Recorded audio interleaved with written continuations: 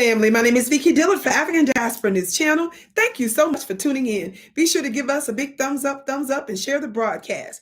Family, let me tell y'all something. If you know anything about my coverage here, not only do I do national news here in the United States, but I also do geopolitics. I'm often discussing news related to the diaspora around the world. Yes. And one of those countries that I so love to discuss, this girl from Mississippi, me, 46-year-old young woman. Yes. From Mississippi. I now live in the wild, wild west in America. But I love to discuss Eritrea, a country that I did not learn about growing up.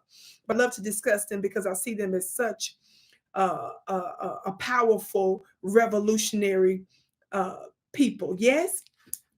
Family, guess what? How many of you all know that the West have been showing their behind? How many of you all know that the United States has been tripping real strong and hard because of groups, alliances such as the BRICS nations, which primarily make up many of the global South nations, or more appropriately, the global majority nations? And how many of you all know, among many other international blocks, Western blocks, G7 is a block that's made up of mostly Western white global North countries. Yes.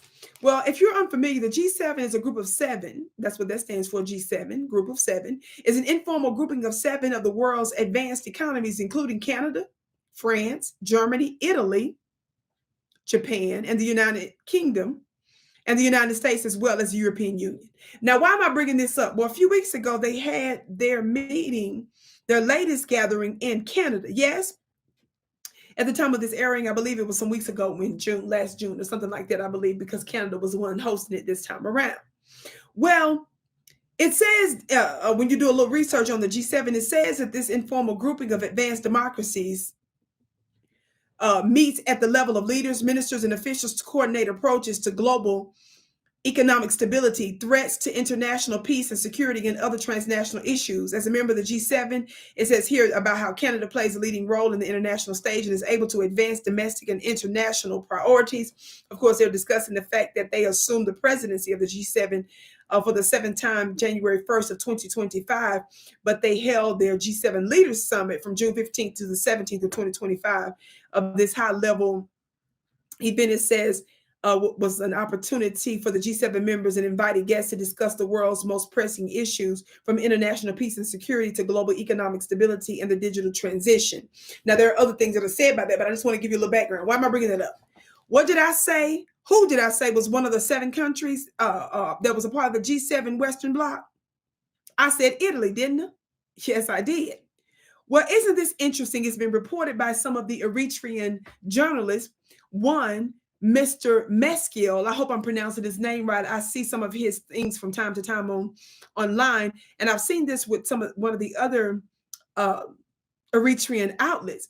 He reports here, President Isaias Afwerki met at Dindin Guest House in mid-afternoon hours today. The Italian delegation, led Mr.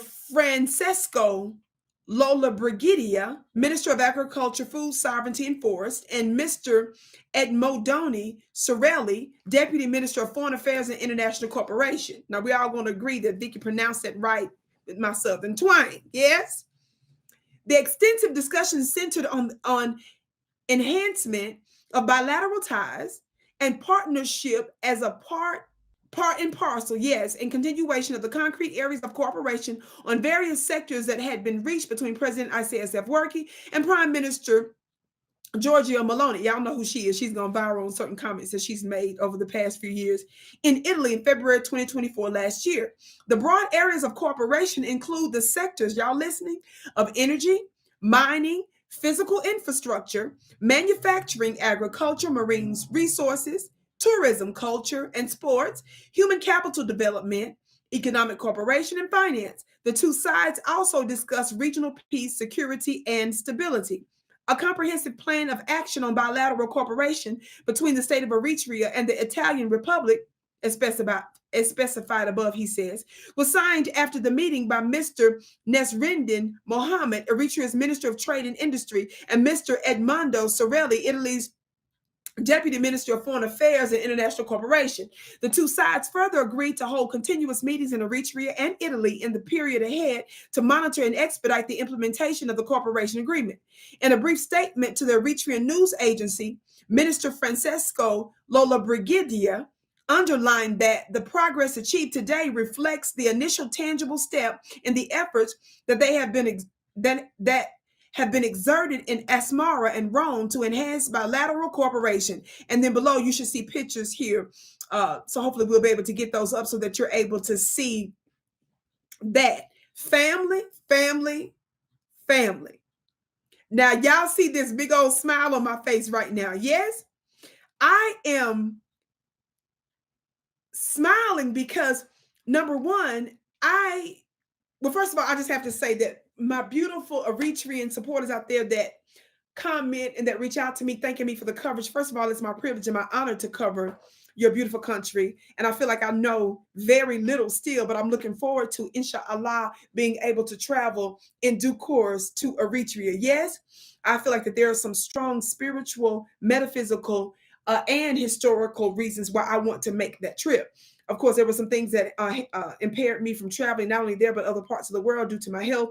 But I'm believing that in the upcoming months and year, I'll be strong enough to do such. So stay tuned for that. Yes, I'm so excited about that. Well, my understanding when I was doing a bit of research in time past is that there's an actual connection between the two countries, even a more, one might say, an even ancient connection. Yes. So of course, there are even areas and infrastructure when I saw some of the pictures of Eritrea, I noticed I was told based on my reading that there was what one would consider to be actual Italian architecture there. Yes. And in Italian Eritrea, of course, the colony of Eritrea was saying here, when you do a little bit of research on it, that it was a colony of the Kingdom of Italy in the territory of present day Eritrea, and that the first Italian establishment in the area was the purchase of Asab, I hope I'm pronouncing that right, by Rubatini Shipping Company in 1869, which came under the government control in 1882. And of course, there are some other things related there too, interconnected to the Ethiopian Empire as well. So we know that there's an actual connection there, but I think this is fascinating. Now, more than any of that, the reason why I am giggling and smiling really, really hard is because you all know that the United States and other Western countries have done a whole lot to undermine Eritrea. Well, what I love about it is that they have stood 10 toes down long before we heard of the beautiful and glorious Sahel nations and the likes of the Ibrahim Traore's. Yes, it was the Honorable President Isaias Afwerki and the beautiful Eritrean family. Yes.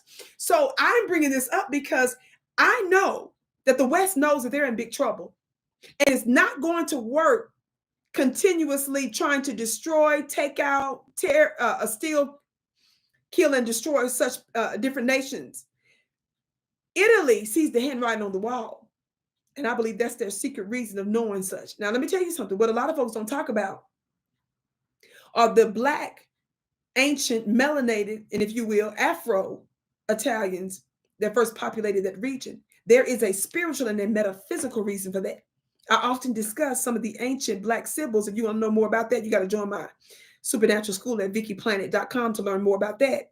But when I do special courses, when I'm talking about international politics, it's actually connected to their ancient history. And I also believe that there was an ancient Black prophetess in that Eritrea area as well. That's also pictured and hidden. Are y'all ready for this? In the Sistine Chapel. You heard me right. You heard me exactly right.